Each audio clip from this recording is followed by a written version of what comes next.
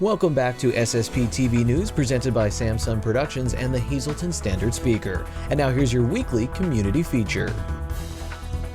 The pandemic has taken a toll on all of us, including the Carbon County Animal Shelter. I'm pleased to be joined by the director of the Carbon County Animal Shelter, Tom Connors.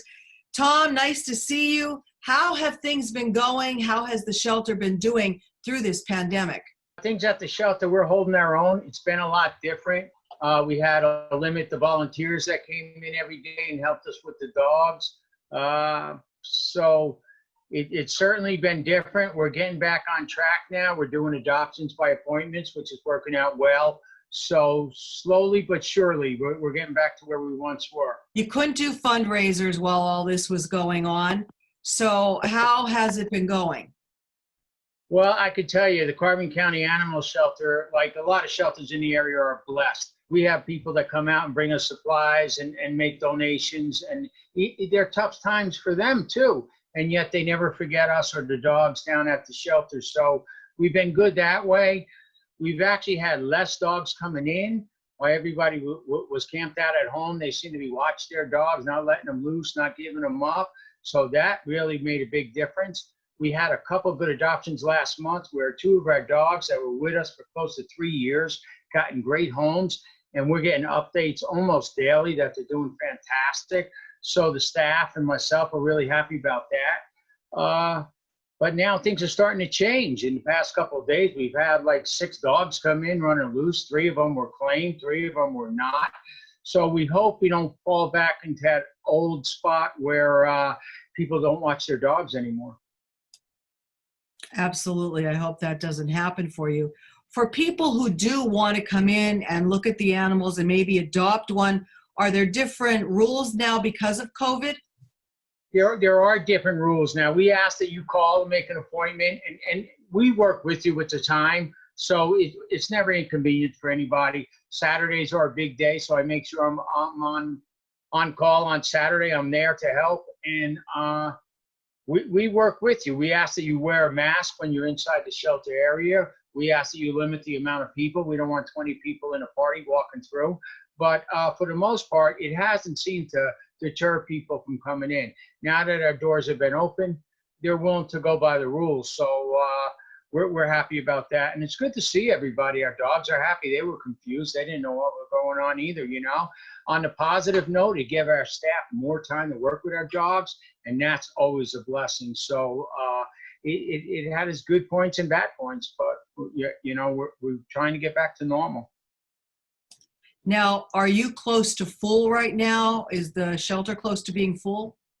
We were for a couple of weeks. A couple of weeks ago, we had 8 dogs under our care, which is amazing. I mean, normally we're 15, 16 dogs. That's considered full. A month before this all started, we had 22 dogs under our care. And now, all of a sudden, like I said, in the past couple of days, the kennels are filling up again. The more dogs you bring in, the more stress that's there for not only staff, but the dogs, of course. So we try to keep the numbers down. And if I can, I'd like to give a shout out to all the other local shelters. I mean, you have Hazelton, Peaceful Kingdom, you have Hillside. Their staff is working. They're there. They're taking care of those animals the best they can and making sure that they're cared for. So they're those good folks. You know, I thank them for what they do. We're trying to work with different shelters so we can help them out. Some shelters are actually low on dogs, that I'm told, and if we can help them, we'll help them that way. Other shelters may need supplies, and if we can help them, we'll help them that way. So it's all about working together. How are you right now with supplies? Do you have the supplies to clean the shelter and food for the dogs? I do. I do. We're blessed. We actually have a lot of dry dog food we give our dogs. We also give our dogs canned dog food. And last month, I got a little scared. It was running low. I reached out to Alpo in Allentown, and they were kind enough to donate 120 cases of dog food to us. So that brought us right back up where we needed to be. Also, Fresh Pet down that way, they were kind enough to donate 600 pounds of dog food for our dogs, and we were able to pick up about close to 400 for the cat shelter too. So people have good hearts, and you know, they like what we do, and they support us and help us, and we couldn't do it without them. Well, you have your biggest fundraiser coming up And you told me it's a yard sale on July 11th and 12th. That's a weekend, a Saturday and a Sunday, Saturday 9 to 2 and Sunday 9 to 1. How does this work? Do you need items for the yard sale, or tell us how it all goes? The yard sale's been going on, I guess, about 5 years. It is our biggest fundraiser. People love to come down and help us with it. They love to come down and shop. They love to donate. So people bring stuff to us, and we store it for a little bit of time, and then we put it out, and it works out fantastic. We don't want any exercise equipment. Nobody wants that old treadmill that's been in your basement for 20 years.